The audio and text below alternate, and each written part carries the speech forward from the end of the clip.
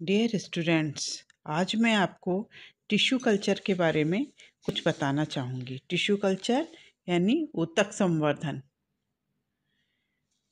ऊतक संवर्धन में पौधों के विशेष टिश्यूज़ को या सेल को लेकर के निकाल कर इनका कल्चर किया जाता है और इन्हें कल्चर मीडिया में ट्रांसफ़र कर देते हैं। तो उस समय एक सेल्स का मास बन जाता है जिसको कैलस कहते हैं। This undifferentiated mass of cells is called as callus. इस कैलस को वापस से न्यूट्रिएंट मीडिया में सब कल्चर किया जाता है ताकि दूसरी सेल्स ग्रो हो सकें, उनकी ग्रोथ हो और छोटे छोटे प्लांटलेट्स हमें प्राप्त होते हैं। तो ये प्रोसेस टिश्यू कल्चर में किया जाता है। टिश्यू कल्चर करते समय हमें एक विशेष बात का ध्यान देना चाहिए कि जो भी न्यूट्रिएंट मीडिया है, जो भी हम एपरेटस यूज़ कर रहे हैं या जहाँ पर भी जिस जगह पर हम कल्चर मीडिया बना रहे हैं या टिश्यू कल्चर एक्सपेरिमेंट कर रहे हैं, तो वो सारी जगह स्टरलाइज्ड होनी चाहिए, वो सारे एपरेटस स्टरलाइज्ड होने चाहिए। उसके लिए कुछ स्टरलाइजेशन के मेथड्स यूज़ करते हैं। टिश्यू कल्चर एक्सपेरिमेंट्स करते समय अपने हाथों को अच्छी तरह से वॉश कर लें और उसके बाद 70% अल्कोहल से वॉश करके पूरी तरह से सुखा लेना चाहिए। Methods of sterilization. स्टरलाइजेशन अर्थात निर्जर्मीकरण। निर्जर्मीकरण हम क्यों करते हैं? ताकि कोई भी कल्चर मीडिया कंटामिनेट ना हो पाए। कंटामिनेशन किसी माइक्रोब से, फंजाई या बैक्टीरिया से कल्चर मीडिया खराब हो सकता है। इससे बचाने के लिए स्टरलाइजेशन किया जाता है। मान लीजिए कोई बैक्टीरिया या फंगल स्पोर कल्चर मीडिया में एंटर हो जाता है तो वो तेज़ी से ग्रो करेगा और प्लांट टिश्यू की ग्रोथ के लिए जो न्यूट्रिएंट उसमें अवेलेबल है उसको वो ख़त्म कर देगा, उसकी खुद की ग्रोथ में यूज़ कर लेता है।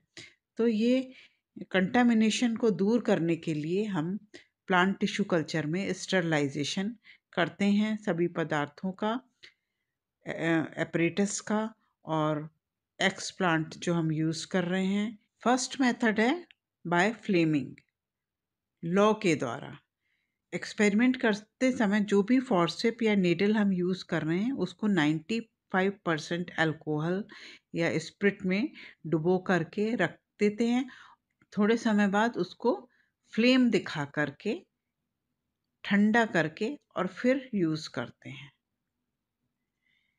इसी तरीके से जो भी हमारी कल्चर मीडिया की फ्लास्क हैं या कल्चर वायल्स हैं, उनके कॉटन प्लग हटाकर उनकी नेक को भी फ्लेम दिखाकर इनोकुलेशन किया जाता है ताकि कंटामिनेशन ना हो पाए।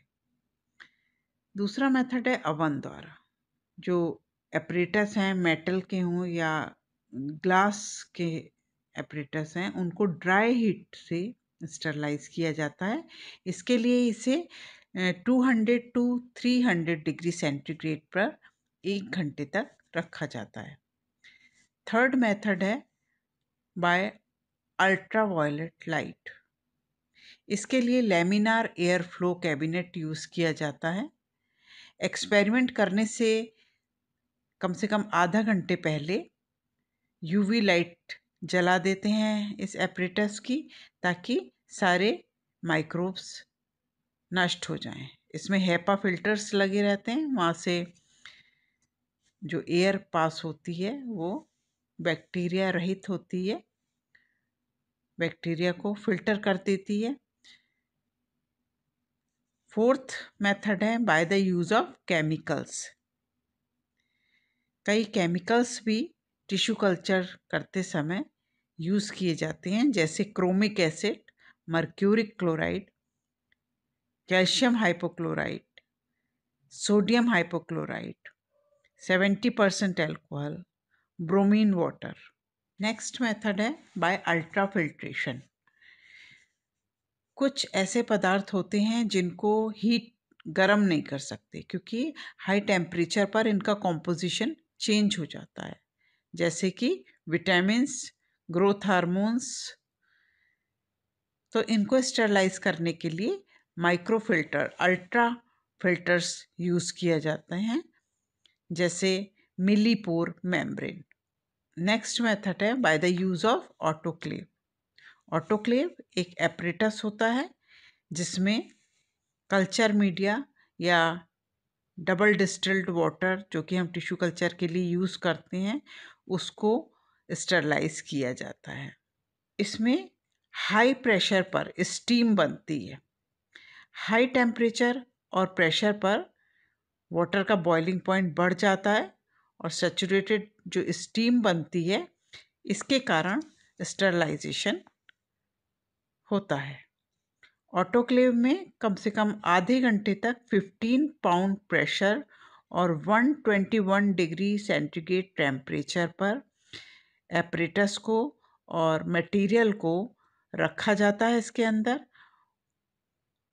यदि ऑटोक्लेव नहीं है तो प्रेशर कुकर भी यूज़ कर सकते हैं।